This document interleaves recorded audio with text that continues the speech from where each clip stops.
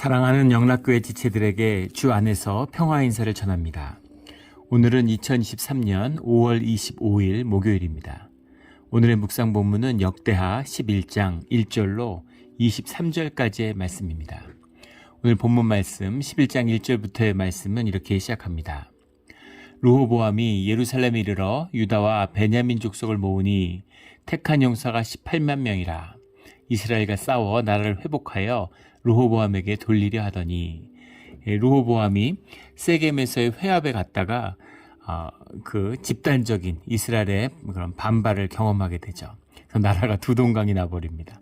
그래서 북쪽의 10지파가 모두 여로보암을 따라갔어요.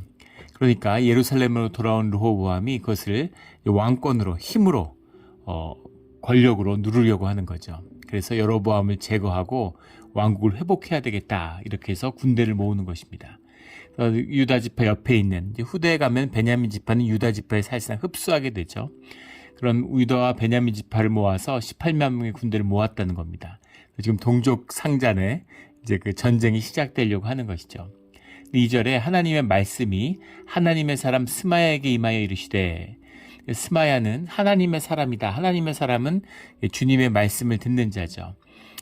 주님의 선지자의 다른 말입니다. 주님은 말씀을 순종하는 자에게 말씀하시죠. 그냥 한번 해보는 그런 말은 없어요. 주님의 말씀을 받는다는 건 순종이 전제된 것입니다. 그래서 하나님의 사람, 하나님의 말씀을 듣는 자라는 뜻은 하나님의 말씀대로 살아가는 사람이죠. 그 스마야에게 주님의 말씀이 임했다는 겁니다. 대제사장이 아니에요. 이미 주님이 이스라엘과 함께 하신다고 하는 이 여호와의 성전, 예루살렘의 성전, 그 대제사장의 참된 뜻은 이미 어긋났다라는 걸 보여주고 있는 것이죠. 그것이 이루어져 있었더라면 남북으로 이스라엘이 갈라지는 일도 없었겠죠. 그렇지만 아직 하나님의 말씀이, 그런 유다를 향한 하나님의 긍휼이 아직은 떠나지 않았다라는 사실을 보여주고 있는 것이죠. 주님의 말씀이 스마야를 통해서 임하는 겁니다. 다윗에게 임하는 것 같이 다윗에게 말씀하시는 것이 아니라 선지자를 보내서 말씀하고 계시는 거죠. 물론 다윗도 죄 가운데 주님을 잃어버렸을 때는 주님의 말씀이 선지자를 통해서 주어졌죠. 그래도 하나님의 말씀이 임한다는 것은 감사한 것입니다. 그 말씀을 통해서 돌이킬 수 있는 때가 아직 남아있다라는 것이겠죠.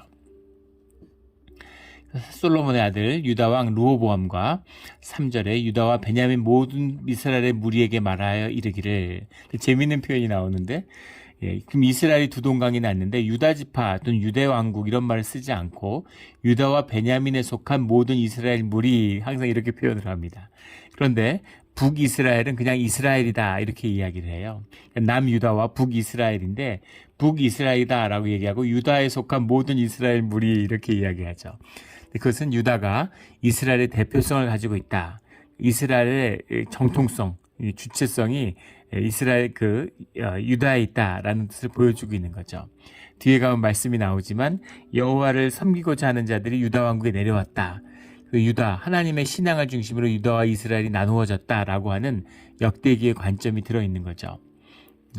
유다 왕국의 중심, 예루살렘의 중심이 결국은 신앙의 회복으로 이어졌기 때문에, 그래서 북이스라엘은 이제 사마리아로 대표되는 물들어버린, 오염된, 그런 종교화된, 버림받은 이런 상징이 되기, 그런 관점 하에서 예루살렘에서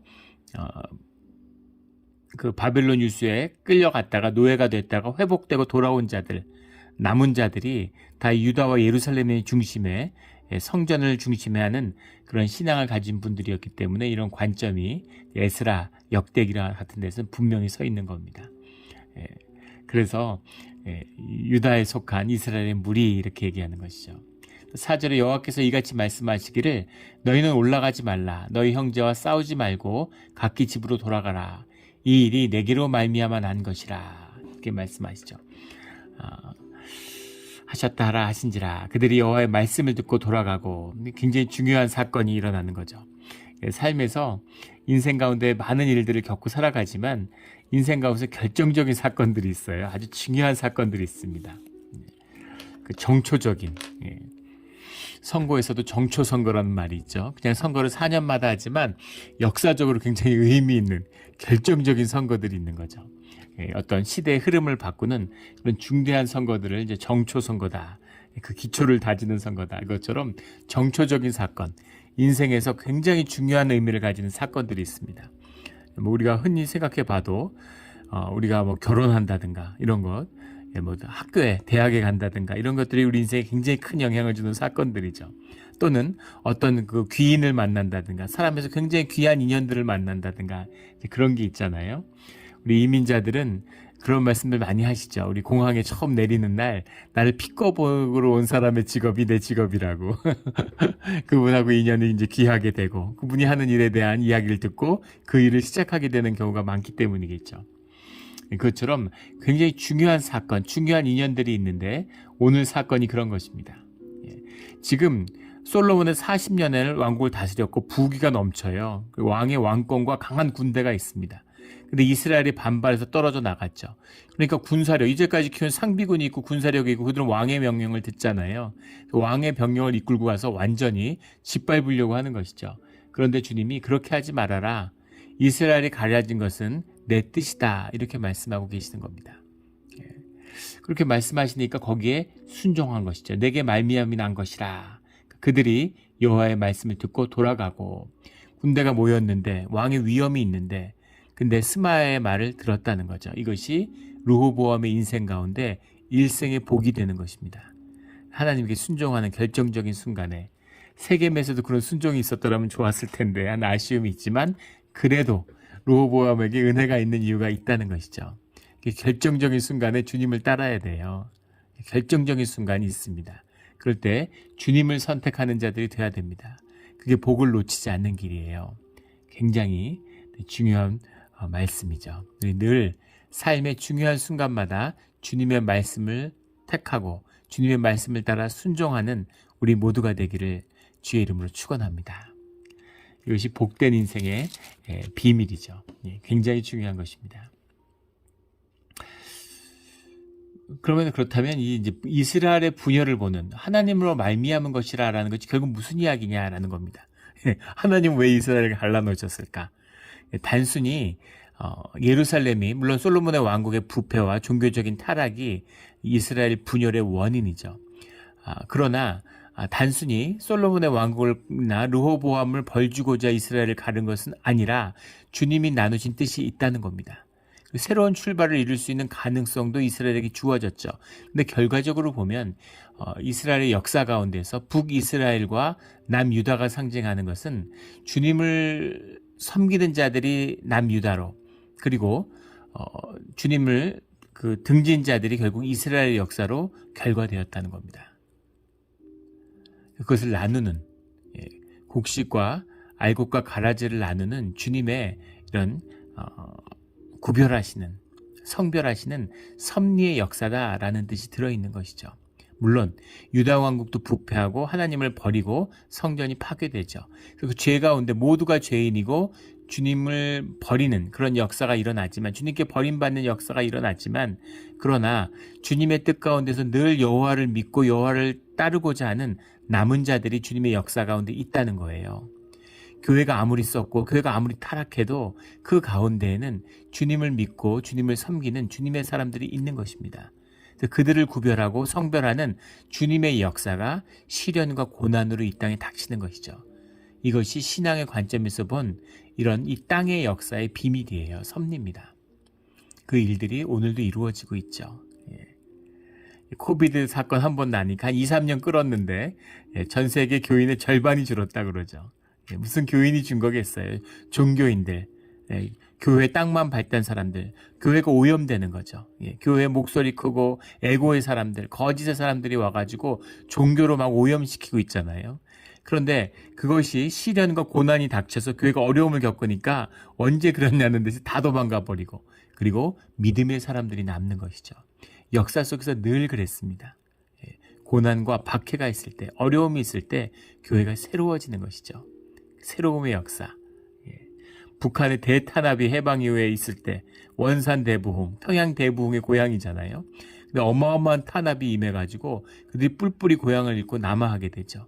그것이 또 남쪽에서의 큰 주님의 부흥의 세대를 일으키는 힘이 됐어요. 그것이 또 세계의 디아스포라로 퍼져가면서 그러면서 복음이 세계에 증거되는 그런 역사가 되었다는 것입니다. 그것이 주님이 움직이시는 기가 막힌 또 아주 깊이 있는 헤아릴 수 없는 그런 주님의 신비고 섭리다라는 거죠. 그것을 보게 되는 겁니다. 그래서 흑백 논리가 아니죠. 주님의 역사, 사람이 흑백 논리로 살 수 없는데 어떻게 주님의 섭리와 역사하심이 흑백 논리로 나눠지겠어요. 종교는 이원론이죠. 단순해야 되니까 그래야 사람들이 좋아하고 따르잖아요. 그래서 그렇게 단순하게 만드는데 주님의 역사하심이라는 것은 그렇게 단순하지 않다라는 겁니다. 세상을 봐도 단순하지 않죠. 깊이 있는 아주 깊이 있는 섭리가 있어요. 오늘 르호보암의 삶이 이어지고 있는 그 가운데서 그런 것들이 나타납니다. 5절부터 르호보암이 성읍들을 건축하였으니 예루살렘에서 르호보암이 성벽들을 방비하고 건축하기 시작했다는 겁니다. 6절에 보면 베들레헴과 에담과 드고아와 7절 8절로 이어지는 베슬, 소고, 아둘람, 가드, 마레사, 십, 아도림, 라기스, 아세가와 이런 도시들, 소라, 야알론, 헤브론 이런 요새 도시들을 만들고 건축했다는 겁니다. 이 가운데서 이제 에담 같은 도시, 에담이라는 도시는 이제 중요하죠. 예루살렘의 수원이 발원하는 거기 때문에 에담을 잃으면 예루살렘도 버티기 힘든 겁니다. 근데 이 예루살렘 인근 지역이 전부 다 산악지대고 가보진 못했지만 이제 굉장한 사진 같은 걸로 보기에도 점령하기 쉽지. 예루살렘은 천혜의 요새 도시죠. 그런 도시들이지만 아무리 도시를 잘 쌓아도 요새 도시라도 수원이 고갈되면 그러면 이제 점령되는 겁니다. 일본에 가면 구마모토라는 성이 있죠. 일본의 성 중에서 가장 보존이 잘 되고 잘 남아 있고 일본이 이제 전국 시대를 거치면서 전쟁이 많았기 때문에 내전을 겪으면서 성벽 건축 기술이 굉장히 발달했습니다. 그런데 그 중에 백미가 구마모토 성이에요. 구마모토 성을 이제 건축한 사람이 가토 기요마사라고 하는 우리 임진왜란 때 한양성에 가장 먼저 들어왔던 그런 우리한테는 원수 같은 그런 이제 일본의 장수죠. 가토 기요마사가 임진왜란을 하고 정유재란 때 울산성에 이제 갇히게 되죠. 그래서 조선 명나라 연합군한테 포위가 돼서 거의 죽다 살아납니다. 그래서 자결을 몇 번을 시도했다 그러죠. 완전히 전멸 위기에 몰리게 되는데 가까스로 살아나요. 그래서 말피를 마시다가 나중에는 서로 오줌을 받아서 마셨다 그러는 거죠. 물이 없으니까. 가까스로 도망가서 이제 구마모토에 가서 자기 영지에다가 성을 쌓았는데 그 목마름에 대한 충격이 얼마나 컸는지 그 우물을 구마모토 성 안에 우리 조선의 성은 성벽의 백성들을 모두 다 이렇게 아우르는 큰 성을 쌓잖아요. 중국도 마찬가지죠. 일본은 무사들만 사는 요새를 쌓는 겁니다. 백성들은 밖에 있어요. 오마테마츠라고 그러는 성벽 밖에 있는 도시에 살고 있고 전쟁이 나면 성벽 밖에 있는 백성들은 죽고 거기에 있는 신하들은 안으로 들어오는 거죠. 그리고 어차피 이제 뺏어서 점령할 거기 때문에 일반 백성들을 공격하지는 않으니까 사무라이들끼리 무사들끼리 싸우는 것이죠. 근데 그 작은 성벽 안에 우물을 120개나 팠다는 겁니다. 물이 중요한 거죠. 에담을 요새화했다라는 건 베들레헴의 농성전을 예루살렘의 농성전을 준비한다는 뜻이 들어있다라는 걸 이때부터 볼 수 있는 거죠. 굉장히 초기부터 이런 모습을 보게 되는 겁니다. 8절에 가드라는 건 블레셋의 5대 도시 하나고 수도와 같은 곳이죠. 이런 블레셋의 도시가 이제 이스라엘, 유다의 통치 안에 완전히 들어와 있구나라는 걸 보게 됩니다. 여기 아세가와 이런 도시도 골리앗의 죽음으로 유명한 도시잖아요. 그런 블레셋의 영역들이 이제 완전 유다의 영역이 됐구나라는 걸 보게 됩니다. 11절에 르호보암이 그 방비하는 성읍들을 더욱 견고하게 하고 양식과 기름과 포도주를 저축하고 그래서 건축하고 저축하고 비축하고 다 좋은 것이지만 중요한 것은 전쟁이 없어야 되겠죠. 더 중요한 것은 그 전쟁이 나더라도 이 유다의 왕국 이스라엘을 지키는 것은 주님이라는 것이 사실입니다. 이걸 놓치면 아무 소용이 없는 거예요. 이 팔레스타인 지역은 참 지정학적으로 한반도하고 비슷하죠. 메소포타미아강과 나일강 사이에 있습니다. 세계 4대 문명 중에 2대 문명이 사이에 끼어 있습니다. 그래서 항상 메소포타미아 지역에서 융기하는 대제국과 그리고 애굽이라는 늘상 강대한 국가 사이에 끼어 있는 거죠. 그래서 유대가 발흥하면 올라오는 거고 메소포타미아가 발흥하면 쪽에서 올라오면 내려오는 것이죠. 그래서 그 사이에 있는 겁니다. 그래서 그 역사의 요동을 치는 거예요. 거기서 자신을 지킬 수 있는 방법은 주님이 함께 하시는 길밖에 없다라는 거죠. 스스로 제국이 돼서 그 양대 문명을 다 정복하는 대제국이 되지 않는 이상은 절대 이 위협에서 벗어날 수 없습니다. 그런데 이것을 비축하는 건 좋은 일이죠. 양 측면이 다 있어요. 저축하고 비축하고 건축하는 것은 좋은 것입니다. 그러나 그것을 주님을 중심에 두고 주님께 의지하면서 저축하고 비축해야 의미가 있는 것이지, 주님께 의지하고 이것이 내가 의지하는, 나의 힘을 의지하는 이것이 되면 이것이 오히려 재앙이 되고 화를 부르는 것이 된다는 거죠. 돈을 저축하는 건 좋은 일이죠. 그런데 돈을 의지하려고, 주님이 없으면 내가 내 돈으로 내가 내 인생 해결할 수 있어. 그러면 돈이 내 인생의 저주가 되고 재앙이 되는 겁니다. 예전에도 한두 번 그 말씀을 나눌 때 나눈 적이 있는데, 제가 예전에 교회에서 같이 섬겼던 그런 권사님이 계시는데, 그 여동생이 그 영국에 살았어요. 근데 영국에서 이제 영국 남편을 만나서 결혼했는데, 그 남편이 이제 해양 이런 계약과 관련된 그런 일들을 했습니다. 해양 보험, 큰 선박사들이 하는 그런 보험 관련 사업을 해서 이제 큰 돈을 벌고 잘 살았는데 은퇴를 하게 됐다는 겁니다. 은퇴를 하게 되는데 나이가 드니까 이제 와이프는 한국 사람이니까 한국 가서 살고 싶고, 영국엔 살기 싫은 거죠. 영국에 살아본 사람은 알겠지만 영국 사는 게 쉽지 않아요. 날씨도 그렇고. 그런데 남편은 또 한국 가서 살고 싶지는 않은 거죠. 영국 사람이니까. 그래서 두 분이 타협을 봐가지고 LA에서 살기로 했다는 거예요. 미국에 와서. 그러면 한국적인 것도 있고 또 이제 영어도 되고 그런 게 되니까 두 분이 이제 공통점이 LA에 살자. LA로 이사를 왔는데, LA 이사 와서 한 1년 정도 살다가 남편이 큰 교통사고를 당했습니다. 뇌와 간을 제외하고는 모든 장기가 손상됐다, 이런 걸 받았다고 그래요. 그래서 한 2년여를 병원에 입원해 있는데 한 달에 치료비가 100만 불씩 나온답니다. 그래서 평생 한 은퇴 준비가 다 날아갔다, 이런 말씀을 들었어요. 애통해하는 이야기를 들었습니다. 애통한 이야기죠. 그렇게 잘 살고 그 은퇴 준비를 완벽하게 했다고 생각했는데 그게 한순간에 다 날아가 버린 거예요. 또 제가 아는 분, 예전에 나눈 적이 있는데 한 20년 전에 처음 뵀는데 항상 은퇴 얘기를 했습니다. 만나면 은퇴 준비를 하고 있냐, 은퇴 준비를 왜 안 하냐고, 은퇴를 이렇게 해야 되고 이렇게 해야 되고 20년간 은퇴 준비를 하셨어요. 근데 은퇴를 1년 앞두고 남미에 여행 갔다가 거기서 심장마비로 돌아가셨습니다. 20년을 은퇴 준비를 했는데 은퇴의 삶을 1년도 누리지 못했어요. 근데 그게 우리의 인생이라는 겁니다. 은퇴 준비가 나쁘다는 게 아니에요.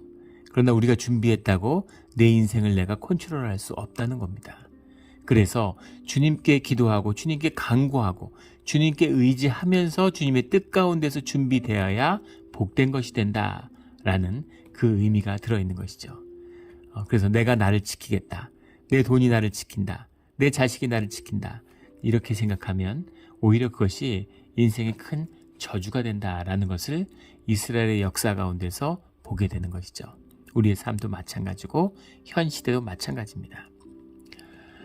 14절에 레위 사람들이 자기의 마을들과 산업을 떠나 유다와 예루살렘에 이르렀으니 이는 여로보암과 그의 아들들이 그들을 해임하여 여호와께서 제사장의 직분을 행하지 못하게 하고, 레위인과 레위인의 직분이라는 것은 율법에서 비롯된 것인데 그것의 중심이 예루살렘의 성전이죠. 그러니까 예루살렘과 완전한 분리, 유다와 완전히 분리되어서 이스라엘 왕국을 세우기 위해서 레위인의 직분을 폐한 것입니다. 그 제사장들이 자신의 직분을 행하지 못하니까 레위인이 아닌 사람들을 제사장으로 세우는 거죠. 그렇게 함으로써 여로보암, 주님의 뜻에 따라서 사실은 다윗의 왕국과 같은 그 왕의 약속, 다윗의 약속을 받을 수도 있었던 여로보암인데 그것을 아주 깨끗하게 저주로 바꿔버립니다. 완전하게. 이것이 여로보암의 모습이죠. 르호보암이나 여로보암이나 거기서 거기에요. 똑같은 죄인들이고 똑같이 못난 이들입니다. 그런데 그 삶 가운데서 삶을 분리하는 큰 관점에서 봤을 때 그들을 축복과 저주의 길로 나누는 그 시작이 어디 있느냐, 그 중심이 어디 있느냐, 주님이 우리를 무엇으로 보느냐라는 그 관점이 들어있는 것이죠. 제가 예전에도 나눈 적이 있었는데, 제가 어렸을 때 동네에 불량배 같은 친구 하나 살았어요. 저보다 나이는 2-3살 위였는데, 제가 뭐 초등학교 고학년, 중학교 초기 이런 때 걸쳐서 이제 그 골목을 지배하던 친구였습니다. 형이죠. 그런데 장애우였어요. 다리 한쪽을 이제 잘 못 쓰는. 그래가지고 이제 목발을 짚고 다니는 거죠. 그런데 이제 그 당시에 이제 전문 용어로 삥을 뜯는다고 그러는데 아이들한테 이제 또 금전을 갈취하고 괴롭히는 겁니다. 그 괴롭힘을 당하는 친구들이 많았죠. 그리고 아주 뭐 욕도 잘하고 뭐 이렇게 목발로 막 이제 휘두르고 이러니까 다 무서워하는 거죠. 근데 제가 이제 등치가 컸어요. 초등학교 6학년, 중학교 1학년 때 지금 등치하고 똑같았습니다. 그래서 그 동갑내기들보다 머리가 하나 컸어요. 그리고 등치가 있으니까 늘 이제 그런 곳에서 주목을 받는 존재가 되는 거죠. 또 그런 기대도 있죠. 등치가 있으니까 좀 아이들이 같이 자기들에게 힘을 보태줬으면 하는 또 그런 기대를 받는 겁니다. 늘 그런 부담이 있었죠. 근데 마음속에 그런 부담을 하고 언젠가 동네에서 충돌하지 않을까 하는 마음속에 이제 두려움이 있는 거죠. 겁이 나는 거죠. 그 마음속에서 뭐 생각으로 시뮬레이션을 하는 겁니다. 싸움이 나면 어떻게 싸워야 될까? 이걸 항상 머릿속에 상상을 했어요. 왜 저 사람을 두려워할까? 저 형의 힘은 어디에서 나오는 걸까? 장애우인데. 그런데 이제 하나는 막 욕을 무시무시하게 하는 거죠. 사람들이 겁먹는 거예요, 아이들이. 저 욕이 무서운 거구나. 또 하나는 목발이죠. 목발로 휘두르기 때문에 흉기가 되는 겁니다. 그래서 일단 싸움이 나면 일단 욕을 시작되기 전에 무조건 돌진해야 되겠구나. 그 목발만 뺐을 수 있으면 승산이 있겠구나 하는 생각을 했습니다. 생각보다 충돌이 일찍 찾아왔어요. 그래서 제가 하교를 하는데 너 좀 일로 와 보라고 이렇게 목발로 이렇게 저를 부르더라고요. 근데 그 이야기가 떨어지자마자 가방을 딱 품에 안고 돌진했습니다. 쓰러뜨렸죠. 그리고 목발을 집어서 던졌어요. 그러니까 욕도 듣지 않고 목발을 던졌기 때문에 장애우인데 쓰러지니까 아무것도 아니죠. 타고 앉아서 엄청 때리고 있는데 굉장히 기뻤습니다. 생각대로 시뮬레이션대로 된 거죠. 이겼구나. 그런 기쁨이 있는데 뭔가 주변에 있는 아이들과 분위기가 좀 이상한 거예요. 근데 그날따라 아버지가 일찍 퇴근을 하셨는지 아버지가 퇴근하다가 차에서 내렸는데 이렇게 저를 너무 놀란 표정으로 망연자실한 표정으로 저를 보고 계시는 거예요. 아버지가 이제 크게 실망하신 거죠. 그래서 아버지가 집에 들어오라고 들어간다 아무 말씀 안 하세요. 그거는 굉장히 화가 나셨다는 얘기죠. 저녁 때 부르더니만 아버지가 이제 뭐라고 그러시는 거예요. 굉장한 충격, 얼마나 실망이 크셨겠습니까? 장애우를 도와주지 못할 망정, 전후 사정을 모르시니까 어떻게 장애우를 때리냐. 장애우는 도와줘야 될 사람이지 불쌍한 애를 태생에 어떻게 그렇게 때릴 수가 있냐. 너무 충격을 받으신 거예요. 가더니 회초리 가져오라고 그러시더라고요. 그게 제가 처음이자 마지막으로 아버지에게 맞아볼 기회였는데, 저도 열받죠. 얼마나 억울합니까? 그래서 가가지고 큰 몽둥이를 하나 들고 왔어요. 그러니까 아버지가 그걸 받고 이걸 보시더니만, 그냥, 가라고 이렇게 얘기하시더라고요. 나머지 어머니한테 얘기를 하는 걸 제가 엿들었는데, 이걸 좀 보라 그러면서 애가 완전히 반성한 것 같다고 굉장히 흡족해 하시는 겁니다. 근데 사실은 반성하는 마음 전혀 없었어요. 억울할 뿐이었지. 그런데 말씀드리려고 하는 거냐면, 전혀 관점이 다르다는 겁니다. 전혀 바라보는 관점이 달라요. 내가 바라보는 사건의 관점과 아버지가 바라보는 사건의 관점이 완전히 다른 것이죠.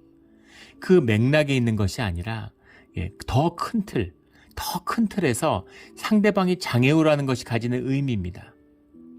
어떤 경우에도 장애우를 괴롭히고 때리면 안 돼 라고 하는 전제가 있는 거죠.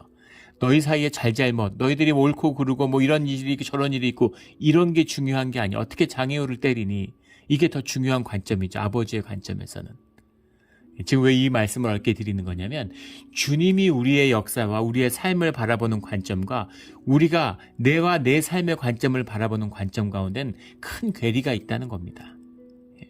르호보암이 여로보암이 바라보는 이스라엘의 역사와 주님이 바라보시는 이스라엘의 역사 가운데는 큰 차이가 있다고 하는 것이죠. 그래서 여로보암의 관점에서는 이 레위인의 직분을 폐한 것이 나름의 맥락과 이유가 있겠죠. 그러나 그런 일이 주님의 눈에서 바라본다면 전혀 다른 뜻을 갖게 된다는 겁니다.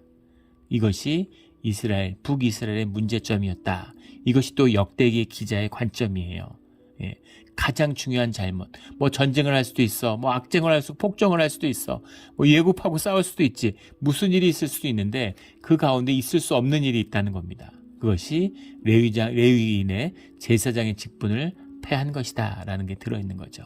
그래서 그들이 예루살렘으로 내려온 겁니다.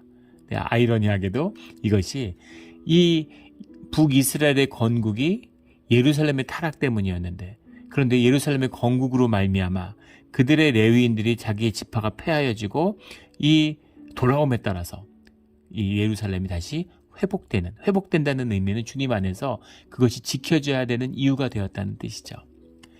레위 사람들이 자기들의 마을들과 산업을 떠나라고 돼 있지만 이게 쉬운 일이겠습니까? 마을을 떠난다는 건 땅을 버린다는 거죠. 레위인들은 땅을 매매할 수 없습니다. 그 땅을 다 버리고 오는 거예요. 산업이라는 건 뭐 소는 끌고 갈 수 있었겠죠. 하지만 그 무슨 쟁기나 여러 가지 그런 기구들, 뭐 이런 게 뭐 포도주를 밟는 틀 이런 게 있지 않았겠습니까? 그런 거 다 버리는 겁니다. 가진 거, 집 같은 거 다 버리는 거예요. 그걸 버리고 그리고 하나님을 섬기기 위해서 찾았다라는 거죠. 16절에 나오는 하나님 여호와를 찾는 자들이 레위 사람들을 따라 예루살렘에 이르러, 레위 사람뿐만 아니라 그들과 함께 하나님께 제사하고자 하는, 하나님 여호와께 제사하고자 한지라, 예배를 위해서 모든 걸 던진 겁니다. 이것이 복의 시작이죠. 언제나 그렇고 지금도 그렇습니다. 미국의 역사를 보세요. 필그림들, 그 신앙과 예배의 자유를 찾아서 미국을 왔잖아요. 근데 미국이 악마가 사는 땅, 저주받은 땅이었는데 이것이 축복의 땅으로 변한 것이죠. 예배의 자유를 찾았는데 하나님이 그 가운데 삶의 풍요로운 땅의 축복도 겸하여 더하시는 거죠. 이게 복의 비밀입니다. 그래서 예루살렘이 다시 회복되는 역사가 있었다라는 거죠. 15절에 여로보암이 여러 산당과 수염소 우상과 자기가 만든 송아지 우상을 위하여 친히 제사장들을 세움이라. 근데 이것은 약간 지금 역대기의 관점에서 보기 때문에 여로보암의 송아지 우상을 세운 것이 완전한 그런 종교적인 타락이냐, 우상 숭배냐, 그러면 그 시대는 사실 그렇지 않았다는 겁니다. 여호와를 숭배하고 싶었어요. 여호와 하나님을 제사하고 싶었습니다. 그래서 자신들의 제사들을 따로 만든 거죠. 베델과 단에다가 제단을 쌓았는데 거기서 사실 여호와를 표상하기 위해서 송아지를 세운 겁니다. 근데 이런 혼합주의, 말씀을 잃어버린 열심, 이것이 결국은 극단적인 타락으로 가게 된다라는 거죠. 우리 신앙도 마찬가지입니다. 중요한 원칙이 있어요. 신앙에 섭리적인 측면이 있습니다. 근데 내 열심으로 한 일, 막 주님을 위해 열심으로 한 일들이 결국은 교회와 신앙을 흐트러뜨리는, 주님과 멀어져 버리는 이제 그런 사건들이 되는 것이죠. 그 멕시코는 이제 가톨릭이 지배적인 나라잖아요. 그런데 이제 사순절이 돼가지고 고난주간 이런 거 되면 고난의 행군이라는 걸 합니다. 고난절. 그런데 막 사람들이 그 쇠채찍 같은 걸 갖고 와서 막 등을 때려요. 그러면서 이제 골고다를 걷는데 십자가를 들고 막 등을 때리면서 걷는 막 피 칠갑을 해가지고 사람들이 걸어갑니다. 그 사람들이 막 울면서 그걸 따르는 거를 보게 되죠. 시작은 하나님의 고통과 십자가의 고통을 삶으로 느끼려는 열심에서 시작되지 않았겠습니까? 그런데 지금은 무슨 카니발리즘도 아니고 보고 있으면 기가 막힌 거죠. 그게 뭡니까 도대체? 십자가의 죽음이라는 것이 그 고통에 초점이 있는 것이 아니죠. 고통 속에 있는 것이지만 중요한 것은 십자가의 구원의 진실입니다. 삶의 진실에 가서 닿으라는 거지 고통을 무슨 높이고 절대화하는 게 아니에요. 근데 막 고통이라는 것, 고통이지만 그 안에 기쁨이 있고 그 안에 구원이 있고 소망이 있는 것입니다. 그래서 그것을 신앙 가운데 주님의 뜻 가운데 만나야 되는데 주님이 십자가를 지고 부활의 기쁨을 우리를 만났는데 지금 우리가 등을 채찍으로 때려서 피를 흘리는 게 무슨 의미가 있어요? 마음속의 삶의 진실을 마주하라는 주님의 인도하심이지. 돈 사랑하고 거짓으로 살면서 내 에고로 살면서 그러면서 막 종교의 의의를 극대화하는 하나님이 제일 싫어하는 것이죠. 예수님이 독사의 자식들이라고 이렇게 얘기했던 바리새인의 모습 아닙니까? 사람들을 긍휼히 여긴 애통함은 없으면서 나팔을 불면서 구제를 하는 그런 일이 돼서는 안 된다라는 거죠. 그래서 좋은 뜻으로 시작했는데 그것이 결국은 이 송아지 우상, 이 방법이 잘못됐죠. 결국은 이것이 최악이 되어버리는 이것입니다. 이게 옷의 의미도 있는 것이죠. 산당과 산이라는 것, 산당 많이 나오는 이게 이제 원래 산당에서 여호와의 제사를 지냈습니다. 좋게 시작한 거예요. 그러나 그것이 결국은 공예배를 부정하는 그런 교회를 부정하는 이런 것이 되어버리고 마는 것이죠. 이단이잖아요. 끝에서 조금 틀린 것입니다. 결국은 최악이 되어버리는 거죠. 교회 열심인 분들, 신앙의 열심인 분들이 이단에 빠져요. 그래가지고는 그 열심이 최악으로 가는 거죠. 중요한 것은 초점이 주님께 있어야지 내 열심에 있어서는 안 된다라는 거죠. 내 삶을 부정하려고 하는 거예요. 내 삶을 뛰어넘고 싶은 겁니다. 그런데 십자가가 뭐예요? 내 삶의 자리에서 주님을 받아들이라는 거죠. 그것이 물고기 잡는 바닷가에서 예수님을 만나는 베드로의 이야기잖아요. 나를 부정하는, 주님을 3번 부정하고 그리고 통곡을 하고 물고기 잡는 자리에서 주님이 오셔서 나를 사랑하느냐고 물어보시는 거죠. 이 진실을 만나는 겁니다. 근데 여기서 숫염소, 송아지 우상은 많이 나오는데 숫염소 우상이 나오죠. 숫염소 우상은 뭐 여러 가지 논란이 많아요. 팔레스타인의 자연 발생적인 것이었다라고도 하고 또 애굽의 그 판이라고 하는 염소의 얼굴을 한 신이 있죠. 그 영향이다라고 하는데 소도 마찬가지지만 염소도 아주 자연스러운 동서고금을 막론하고 신기한 것은 무엇이냐면 양과 대별되는 귀신의 우상으로서 항상 염소가 있다는 겁니다. 불순종의 대상. 양은 잘 모이는데 염소는 그걸 흩는다 그러죠. 그 불순종과 저항의 상징 같은 순염소, 염소에서 지금도 마찬가지죠. 굉장히 영적이에요. 그 순염소의 우상, 송아지의 우상, 산당을 세웠다라는 거죠. 그래서 여호와를 찾는 자들이 하나님께 제사하고자 예루살렘에 찾아왔는데 17절에 3년 동안 우리가 3년 동안 다윗과 솔로몬의 길로 행하였습니다. 이 열심이 3년을 가고 3년 동안은 유다 가운데 또다시 강성한 그런 생명의 복이 있었다는 거죠. 진실하고 주님을 찾고 영이 하나 되니까 강성해지는 거죠. 근데 이것이 3년을 갔다라는 겁니다. 주님과 함께하는 역사, 주님의 말씀과 주님의 인도하신 가운데 함께하는 역사를 이루지 못하니까 이 열심으로는 3년밖에 안 되는 거죠. 18절부터 23절까지는 르호보암의 가족에 대한 얘기입니다. 근데 가족이 쭉 나오는데 아내 18명과 첫 60명을 뒀어요. 그 안에서 아들 28명과 딸 60명을 낳았습니다. 이것도 굉장히 복합적이죠. 유다의 진술에서는 이스라엘의 전통 가운데서는 분명한 것입니다. 자식을 많이 낳았다는 건 축복이에요. 그런데 와이프를 많이 두었다라고 하는 것은 절대 축복이 아닙니다. 이것은 하나님의 뜻을 어긋나는 거죠. 율법에서는 분명하게 주님의 가르침 가운데서는 일부 일처를 이야기하고 그것이 가정의 기초죠. 그런데 자기가 힘 있고 돈이 있다고 부인을 뭐 7, 80명씩 거느리는 거 이게 축복입니까? 솔로몬도 한 30여 명의 와이프를 뒀죠. 그런데 역대기가 그것에 눈 감아요. 눈 감았다고 하긴 좀 모하겠지만 솔로몬까지는 어떻게든 좋게 봐주려고 하는 것이죠. 근데 그런 죄들이 결국은 솔로몬의 영광을 돌로 바꾼 것입니다. 솔로몬의 황금을 돌로 바꿔버리는 역사가 일어난 이유가 그런 죄악 때문에 있는 것이죠. 23절에 르호보암이 지혜롭게 행하여 그 모든 아들과 유다와 베냐민 온 땅 모든 견고한 성읍에 흩어 살게 하고 양식을 후히 주고 아내를 많이 구하여 주었더라. 아내를 많이 구하여 준 것이 지혜롭게 한 것일까요? 르호보암이? 여기 지혜롭다는 의미가 뭘까? 지혜롭게 했다고 하는 것이 하나님의 뜻 가운데 이루어졌다. 하나님의 뜻에 따랐다라는 얘기만은 아니라는 겁니다. 우리 누가복음 16장에 보면 불의한 청지기의 지혜가 나오죠. 주님이 그 지혜를 칭찬하셨어요. 지혜롭다. 세상의 사람들이 세상의 재물을 나누는 데는 빛의 자녀들보다 지혜롭다. 이렇게도 말씀하시죠. 이 지혜롭다라는 것은 세상적으로 지혜롭다는 얘기입니다. 왕권 싸움이 나지 않도록 후계자를 세우고 자녀들을 모두 흩어서 살게 했다라는 거죠.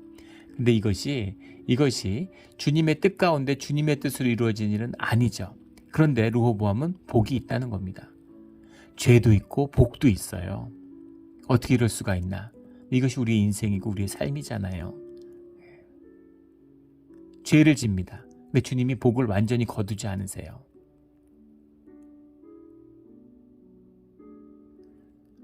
이런 복이 삶의 중심인 자는 결국은 주님을 잃어버리는 겁니다.